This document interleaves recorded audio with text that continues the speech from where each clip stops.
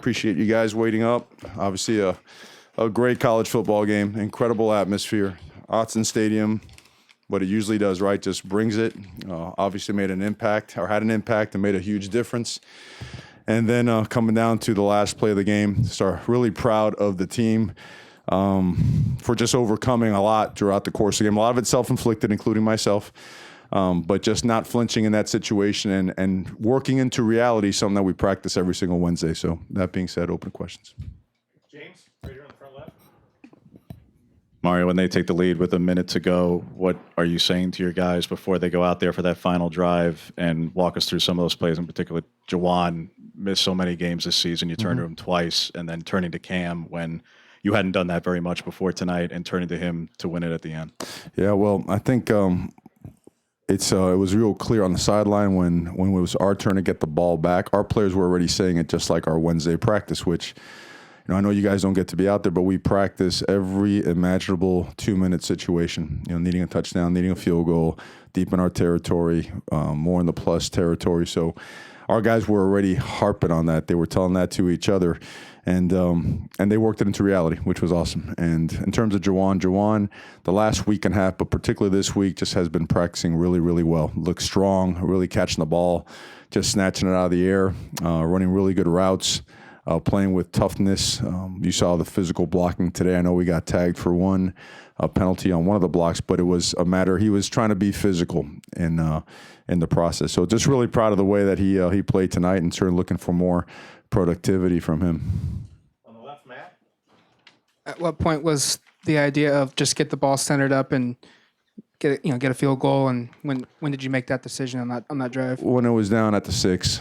We felt, let's try to pop a run if we can. And then if we had it there, the closer you are when it's on the hash, it'd still have kind of an angle there.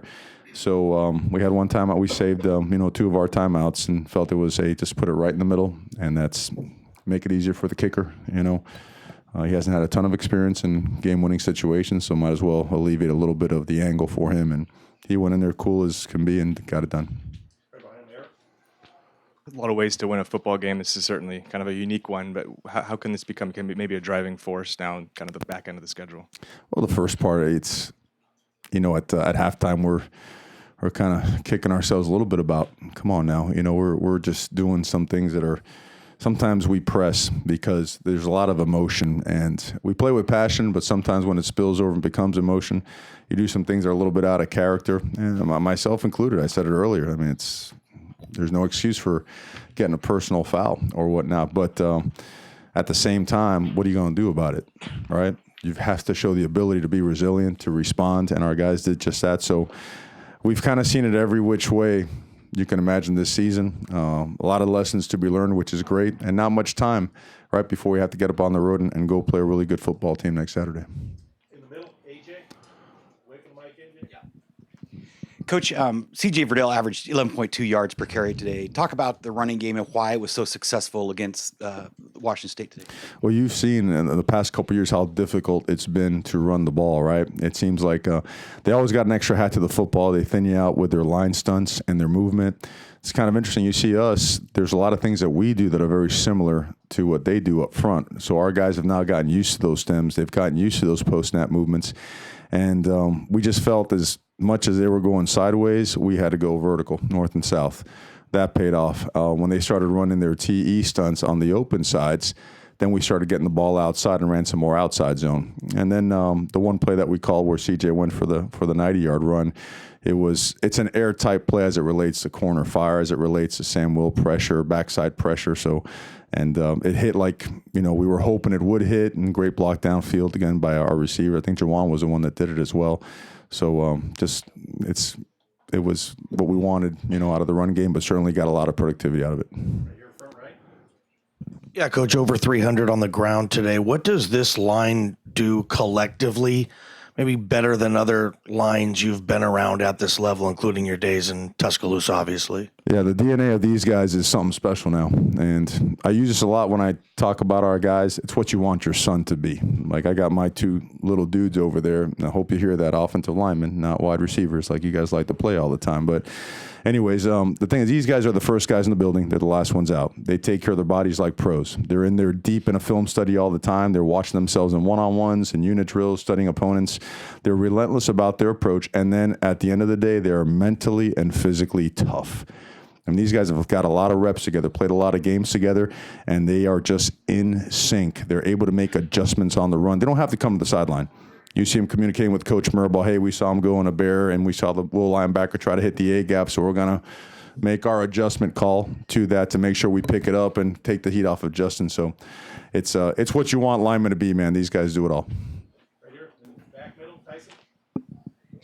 When you guys are starting a drive that could very well end in a potential game-winning kick like that, is anybody talking to Camden on the sidelines? Like, what's kind of the protocol of like coaching up a kicker? Bobby Williams, getting him ready to roll.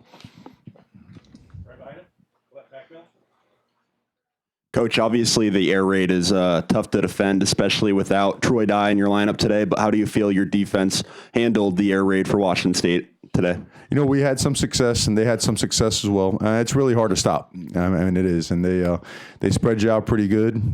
They find some pretty tight windows. They create even bigger ones. They number count you, they box count you, and if you're light in the box, they're going to run the ball. And a lot of those plays, the A's and the B's were plugged up pretty good, but you saw their running back kind of drove in and then bounced that thing outside several times, just let it roll off the table. So. And then their screens. Their screen game was really good as well. So they attack in so many different ways that you have to get pressure on the quarterback. And I think when we got pressure on the quarterback, we did a really good job. And but I think our guys did a really good job just fighting the whole way through and making sure that we just kept us in the game, just stayed in the fight. And at the end, it ended up being a big time, again, defensive performance. Front left, James. Mario, that kind of performance from CJ is enormous. I mean, it's the third best rushing performance in the FBS this season. It's one of the best in several years here. It seems like he's consistently putting forth what you saw in flashes last season, but injuries held him back, that he's starting to do this every week. When did you see him start to turn that corner that he can do this every single week like this? Well, I mean, the things that you don't talk about in camp is sometimes guys get the flu, guys get sick. They're not able to practice as much, or they get dinged up, and you got to limit them. Now, CJ and the rest of those backs have been practicing, pretty consistently for the past 3 weeks. And Travis has been running really hard. So has CJ. So has Cyrus. And last week, Cyrus got the hot hand. Now, today was CJ. So I think it's awesome. Those guys are challenging each other and competing against each other. It's making the room better. It's making our ground attack a whole lot better. And I'll tell you what, I'm even more so impressed with the way they pass protected today. Those guys did a really good job. Right here in the middle, Warren. Coach, update on Travis first. I know he left the game early or fairly early, and then Yeah, he's being evaluated. I don't think it's very serious. Usually we have a pretty good feel for that. I mean, I just saw him in the locker room. He feels like he's okay, but we'll know on him more tomorrow. what Coach Leach he amazes me just because that offense it just seems so simple, but those receivers always find that open area. What makes that offense so tough to defend? Well, I guess I liken it to the Veer triple option football down south. Remember, like when Paul Johnson was over at Georgia Tech, like nobody wanted to play Georgia Tech because you don't see it, and you got to see it one time a year, and you only have 2 days to prepare for it. So it's not going to be second nature. Everybody else's offense has some type of carryover. Guys run inside zone, outside zone power. They throw four verts. They've got their high-low game. They got their progression read passes and whatnot.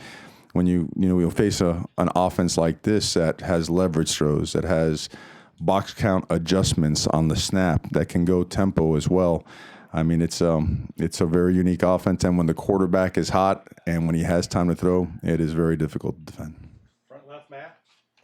With Travis out, you had a new returner late in the game. What do you just make of Mikael Wright's return, and how important was that to set you guys up? We've been talking about it for a long time to get this guy involved because he's like a human highlight film in high school now. This guy he's a legit 4-3 guy, and I've been messing with him saying, man, you can't return kickoffs. You ain't real good. And Well, I got some apologizing to do to him.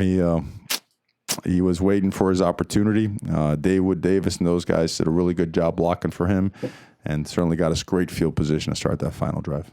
We got time for two more in the back. Marie on the right. Let's go back and talk about the linemen again. Last week, Cyrus invited Panay over for a home-cooked meal after the win over Washington. How great has he been playing? And then would you suggest CJ make him a home-cooked meal this week?